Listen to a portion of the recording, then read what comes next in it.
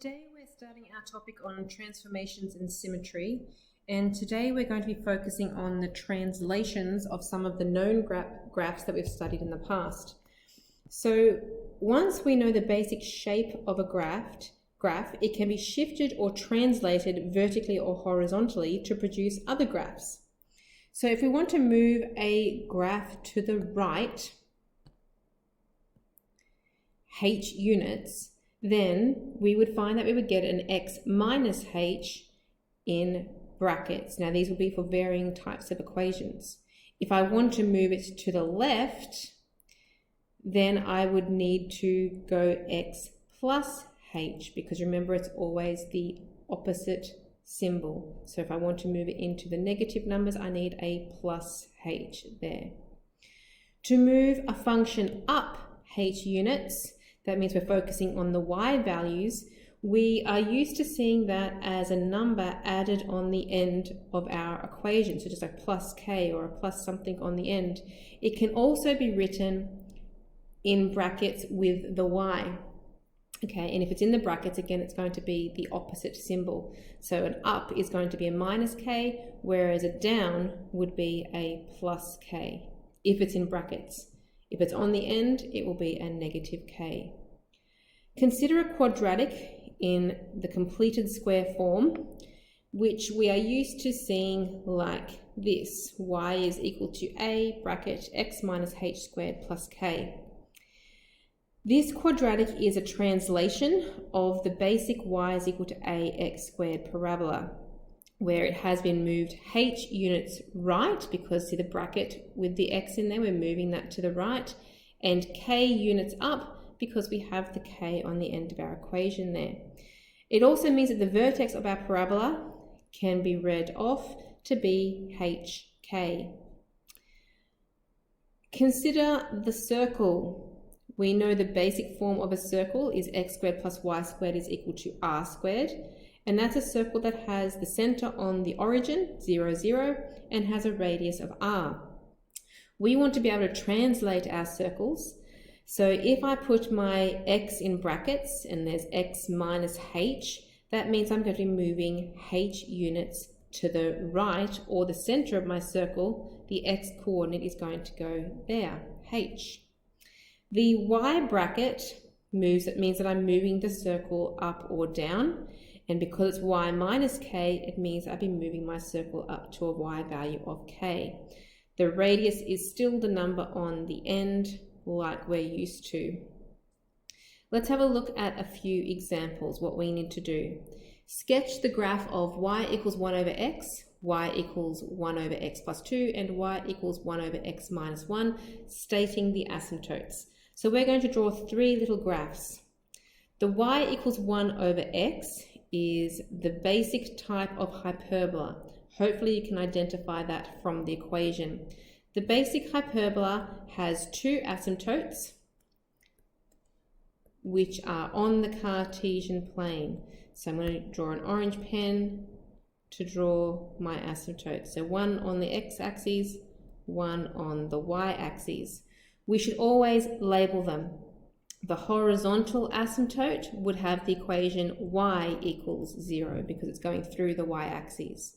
And the vertical asymptote is x equals 0. Now, hopefully you also recall what a hyperbola should look like, and we know that it's not going to touch those asymptotes. So we're going to have to substitute in some points to indicate where our graph is. The best point to substitute in is usually that x equals 1. If I sub x equals 1 into this equation, 1 divided by 1 is 1. So I get x equals 1 and y is equal to 1, and I get a dot here. Now, I don't need too many more points than that. I'm just going to join that up because I know the basic shape. It's going to go like this. Make sure that your curve gets closer and closer to those asymptotes, but doesn't touch, and make sure that it doesn't look like it's going to bend away again. Make sure you label the point that you have found. Now that's only one side of my hyperbola, so I'm going to have to come over to the other side of my graph, and I'm going to sub in -1. Into my equation, 1 divided by -1 is -1, and I get a point down here, showing me that my other part of the hyperbola comes down like that. Okay, then the second one, which will be based on this first hyperbola that we have drawn, says 1 over x plus 2. By putting that plus 2 on the bottom, I am shifting my vertical asymptote, okay, the x value. So remember that the denominator of a fraction cannot be equal to 0, and x equals -2 would make that 0. So that is where my asymptote is going to be. So let's draw down here another little graph.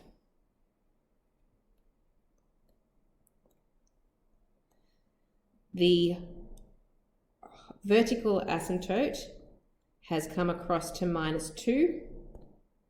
So it's coming down here.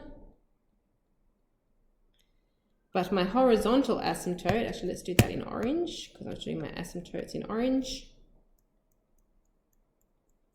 But my horizontal asymptote has not moved, it's still sitting on that axis. So horizontal asymptote is still y equals 0, but the vertical asymptote is at x equals -2. Now, I want to sub in a point so that I can get part of my graph drawn. Now, I don't just want to sub in -1, because for this first part of my graph that I'm expecting to be in this area here where my cursor is moving, I'm going to be able to find a y-intercept. So if I sub in when x equals 0 into that equation for y equals 1 over 0 plus 2, which is 1/2. So when x is 0, y is equal to 1/2, would be that value there, and that is the preferred point because it shows my y-intercept. I will also need something on the other side of that vertical asymptote. Unfortunately, there's no intercept to help me there, so I'm going to have to substitute in that x equals -3. So I'm going to say when x equals -3, into my equation, I get 1 over -3 plus 2, and that makes -1. So -3, -1 is there. Because I haven't shown that on my axes, I'm going to write that down, -3, -1, write the point down as a coordinate. And one more graph to draw. There is the y equals 1 over x plus 1. So again, I'm making changes on the bottom of that fraction, which means I'm moving my vertical asymptote again, but this time I'm moving it to the right so that it's going to be at a +1. So draw a little graph.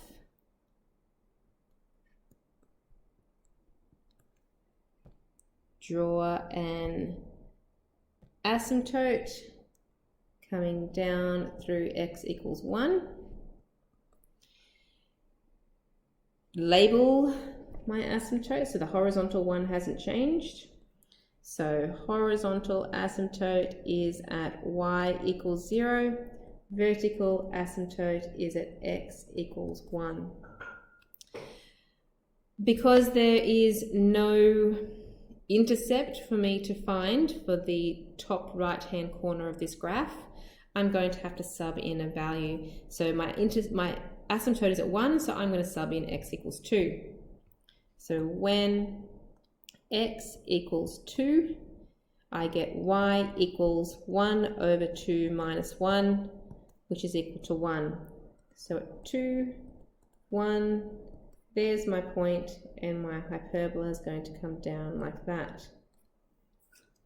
Label the point. Then I need something on the left-hand side of my vertical asymptote. I do have my axes there, so I'm going to try and find an intercept. So I sub in when x equals 0, and I will get y equals 1 over 0 minus 1, which is negative 1. So that is going to be 0, negative 1 is right there, and it's going to come down like that. Label the point. So we've been moving our vertical asymptote left and right. In part B and C, we're asked to describe the transformations that have just happened. So from the y equals 1 over x graph to the y equals 1 over x plus 2 graph, the transformation, what has happened is that we have moved 2 spaces left. From y equals 1 over x to y equals 1 over x minus 1, we've moved 1 space right. Okay, next page, question 2.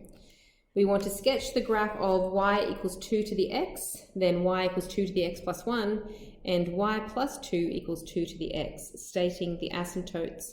Now, as soon as you see those equations with those little powers of x, you know that those are going to be exponential equations, and they all will have one asymptote. The first equation is in the most basic form, where the asymptote, which is always a horizontal asymptote, is on the axes. It's sitting on the x-axis. So orange pen coming across here, my horizontal asymptote is at y equals 0. The intercept, my y-intercept, I can find by subbing in when x equals 0.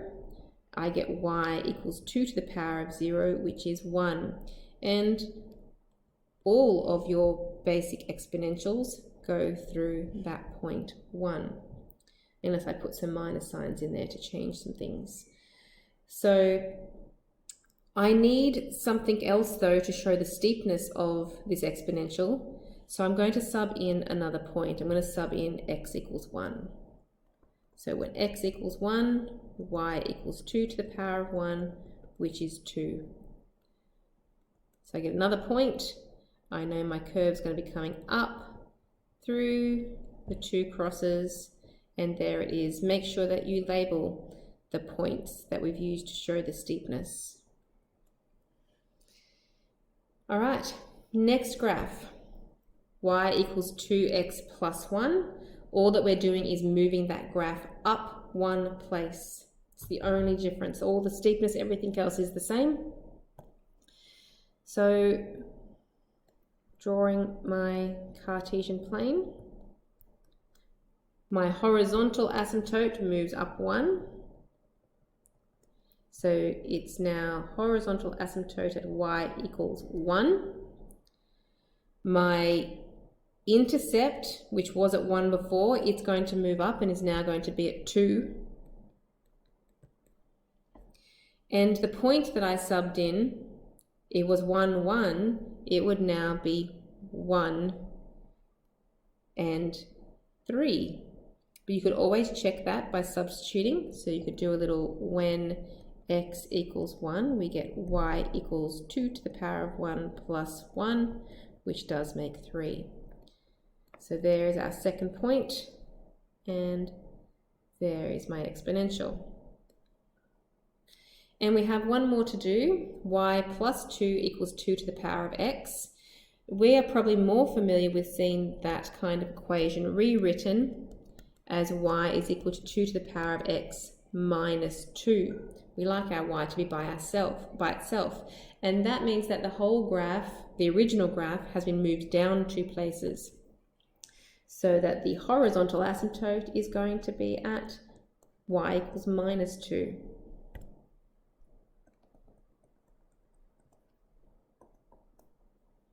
So horizontal asymptote, y equals minus 2.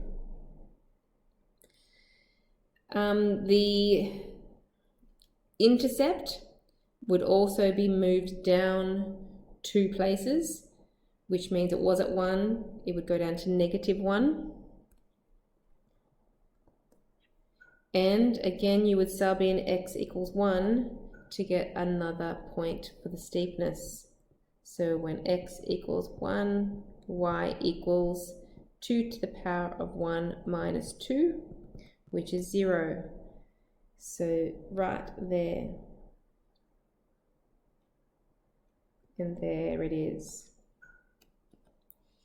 Moving on to part B.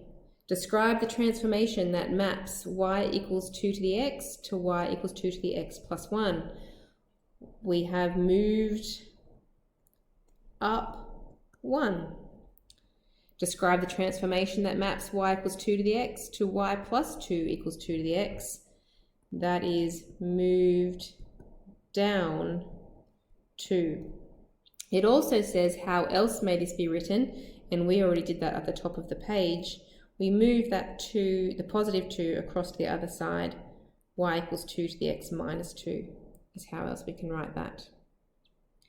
Question 3 asks us to sketch the graph of y equals x cubed and y equals x minus 4 cubed minus 2. So these have powers of 3. These are our cubic graphs. The basic cubic graph goes through the origin like this. Oops. Now hopefully you know roughly what it's going to look like, but we should sub in some points to show the steepness. So if I sub in x is equal to 1, 1 cubed is still equal to 1, so I get a point over here. If I sub in x equals -1, -1 cubed is -1, and I get a point over there. Now they're not a straight line. We have our cubic bend, which goes up that way and down that way. And that is the basic shape of a cubic. Don't forget to label our points. Now the second graph that we want to draw, because I have got brackets around my x, that means that the point of inflection of that original cubic is going to move 4 places right. So it's going to move 4 to the right. And the -2 on the end means 2 spaces down. Okay, so let's draw that quickly.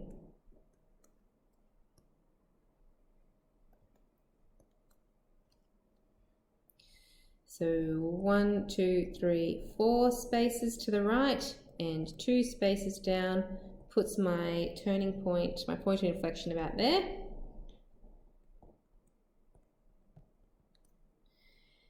Then, to draw the rest of that graph, I would like to know my intercepts.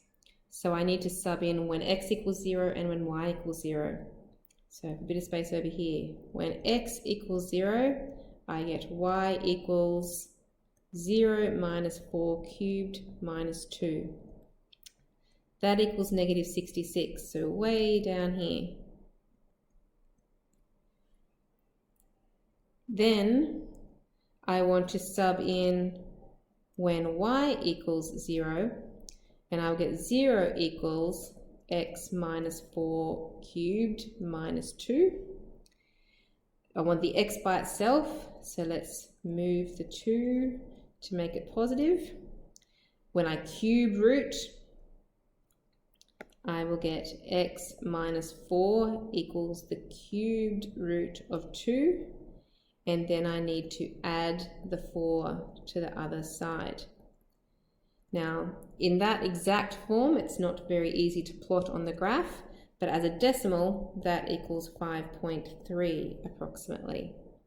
So 5.3, 5 is there, 6 is about there, so 5.3 is going to be there. I'll put an arrow labeling that value. So my cubic is going to come up through there, and don't forget the lovely bend as it comes down through my y-intercept. Question 4. complete the square on y equals x squared plus 6x minus 7, and describe the translation from y equals x squared. Sketch the two graphs. So you can see the squares on those equations, which means that these are parabolas. We hopefully know the shape of our basic y equals x squared parabola. I'm going to draw both of these graphs on the one axis. The vertex of our y equals x squared graph is on the origin. If I sub in x equals 1, 1 squared is 1, I get a crossover here. If I sub in -1, -1 squared is also 1, and there is a very quick sketch of my y equals x squared parabola. Now the second equation that I've got, I need to do completing the square. So I have y equals x squared plus 6x minus 7. So I want to take